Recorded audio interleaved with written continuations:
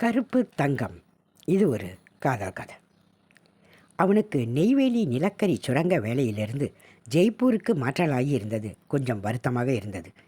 நெய்வேலியில் தங்கியிருக்கும்போது எந்த ஒரு விஷயமானாலும் ரெட்டையர்பட்டிக்கு 10 மணி நேர பஸ் பயணத்தில் போய் சேர்ந்துவிட முடியும். அம்மா அப்பாவிற்கு உடம்புக்கு சரியில்லை என்றால் கூட உடனடியாக பஸ் பிடித்து போய் பார்த்துவிட்டு வர முடியும். இனி ஜெய்ப்பூர் பாலைவனத்தில் ஒரு எண்ணெய் கிணற்றுக்கு சீனியர் டெக்னீஷியனாக மாற்றலாகியதில் முதலில் மொழி பிரச்சனை பூதகரமாக தெரிந்தது. எப்படி ஹிந்தி மொழி பேசப் போகிறோம் என்ற பயம் வந்தது. மற்றபடி தமிழக உணவு அரிசி சாப்பாடு எல்லாம் பழகி போன பிறகு இனி அங்கே போய் சப்பாத்தியும் கோதுமை ரொட்டியும் சாப்பிட கிடைக்கும் என நினைக்கும் போது கொஞ்சம் அதிர்ச்சியாகத்தான் இருந்தது. மற்றபடி கேசவனுக்கு அம்மா அப்பா தம்பி தங்கையர் இங்கேயும் பிரிந்திருப்பது போல ஜெய்ப்பூருக்கு போனாலும் பிரிந்திருக்க வேண்டியதுதான். கொடியில் தொங்கிய துணிகளை எடுத்து சூட்கேஸில் வைக்க துவங்கிய போது மத்தியானம் தம்பி ஃபோன் பண்ணிய ஞாபகம் வந்தது. அவன் ஸ்கூலில் பிக்னிக் போகிறார்கள். அதற்கு பணம் அனுப்ப வேண்டும். கண்டிப்பாக செய்ய வேண்டும். நான் கல்லூரியில் படிக்கும்போது இருக்கின்ற சின்ன நிலத்தில் உள்ள வருவாயை வைத்துக்கொண்டு அம்மா பட்டினி கிடந்து என்னை படிக்க வைத்தாள். அப்பா நோயாளியாக இறந்த பிறகும் கூட எனக்கு எப்போதும் புத்தாடை நல்ல உணவு என என்னை பேணி பாதுகாத்தார். அவர்களுக்கு திரும்ப நன்றி கடன் செய்ய வேண்டும். இருந்த நிலமும் இந்த வேலை கிடைப்பதற்காக விற்றுவிட குடும்பம் முழுவதும் என் வருமானத்திற்காக காத்து கொண்டிருக்கிறது. 2 தங்கைகளும் கல்யாணத்திற்கு தயாராகிவிட்டார்கள்.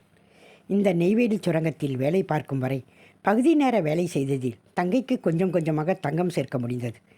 இங்கே கொஞ்சம் ஃபைனான்ஸ் செய்து தினப்படி வசூலுக்கு போய் வர முடிந்தது. இனி ஜெய்ப்பூரில் இதெல்லாம் முடியாது. இந்த எக்ஸ்ட்ரா வருமானம் போனால் என்ன செய்ய முடியும்? மூத்த தங்கை பிரபாவிற்கு இந்த மே லீவில் திருமணம் செய்துவிட வேண்டும் என்று முழு மூச்சில் பணம் பெருக்கும் சூழ்நிலையில் இருந்தபோது இப்படி டிரான்ஸ்ஃபர் ஆர்டரை கொண்டு வந்து நீட்டுகிறார்கள். மேனேஜரையும் சேர்மனையும் கெஞ்சி கூத்தாடி பார்த்தாகிவிட்டது. யாரும் ஜெய்ப்பூருக்கு போக மறுக்கிறார்கள். சீனியாரிட்டி பிரகாரம் நீதான் போக வேண்டும், உனக்கு பதவி உயர்வு தந்துதானே அனுப்புகிறோம் என்கிறார்கள் என்று எண்ணிக்கொண்டிருந்தவனை அறைக்குள் ஏதோ நிழலாட எண்ணங்களை கலந்து எட்டி பார்த்தான் கேசவன். என்ன கருப்பு தங்கம் ஊருக்கா என்றாள் பத்மா கொலுசு ஜிலுஜிலுக்க. பெருமூச்சு விட்டவாறு, பத்மா, எத்தனை தடவை சொல்லியிருக்கேன், நான் கருப்பாக இருந்தாலும் தங்கம்தான் என்று என்னை அம்மா தான் அப்படி கூப்பிடுவார்கள், நீயுமா என்றான் கேசவன். கேசவன், எனக்கு நீங்களும் தங்கம்தானே, அதனால தானே கருப்பாக இருக்கிற உங்களை கருப்பு தங்கம்னு கூப்பிட்றதுல என்ன தப்பு? வீண் ஆசைகளை வளர்த்து கொண்டு இருக்கிற என்று உன்னிடம் எத்தனையோ தடவை நான் சொல்லிட்டேன். எத்தனையோ தடவை இதை தவறுன்னு சொல்லிட்டேன். இனி இதுக்கு மேலே வான் விருப்பம். கேசவன், உங்களுக்கு உணர்ச்சியே கிடையாதா? ஜடமா நீங்கள்? இல்லை மற்றவங்களால் புரிஞ்சு கொள்ள முடியாதவரா? ஏன் பதில் சொல்ல மாட்டீங்க? என் மேலே கோவமா? திரும்பவும் பெரிதாக பெருமூச்சு விட்ட கேசவன். பத்மா, என்னை பற்றி, என் சூழ்நிலைகளை பற்றி, என் குடும்ப நிலையை பற்றி உனக்கு 1000 முறை விளக்கம் சொல்லியாச்சு. இன்னும் புரிஞ்சிக்க மாட்டேற. மறுக்கிறது நீதான் என்றான். என்ன சொல்ல வரீங்க? உங்கள் குடும்ப சூழ்நிலைக்காக நீங்கள் திருமணமே செய்ய போவதில்லையா? திருமணம் என்ற கட்டம் வரும்போது என்னை உங்கள் துணையாக நினைவுபடுத்தி கொள்ளுங்கள் என்று தானே சொல்கிறேன். வீண் விதாண்டாவாதம் வேணாம் பத்மா. மெழுகுவர்த்தி எரிஞ்சாதான் ஒளி கொடுக்க முடியும். ஒரு சிலர் தங்கள் வாழ்க்கையை தியாகம் செய்தால்தான் மற்றவர்களுடைய வாழ்க்கைக்கு ஒளி கிடைக்கும். நீங்கள் திருமணமே செய்து கொள்ளப் போவதில்லையா? இன்னும் நான் அதை பற்றி யோசிக்கவே இல்லை. பார், நீ அடுத்த வீட்டு பெண். அம்மா ஏதாவது தப்பாக நினைக்க போகிறாங்க. இங்கேருந்து போயிரு சீக்கிரம். அவர்கள் தப்பாக நினைக்க வேண்டும் என்பதற்காகத்தான் நான் இங்கே வந்திருக்கேன் என்றாள் பத்மா கோபத்துடன். சப்தமாக சிரித்த கேசவன், இந்த பிரச்சனைக்கெல்லாம் சேர்த்து முடிவு கட்டத்தான் என்னை ஜெய்ப்பூருக்கு சொன்னார்களோ என்னவோ என்றான். என்னது, ஜெய்ப்பூருக்கா? ஆமாம், நான் சாயங்காலம் ஜெய்ப்பூருக்கு கிளம்புறேன். எனக்கு மாற்றல் வந்திருக்குது.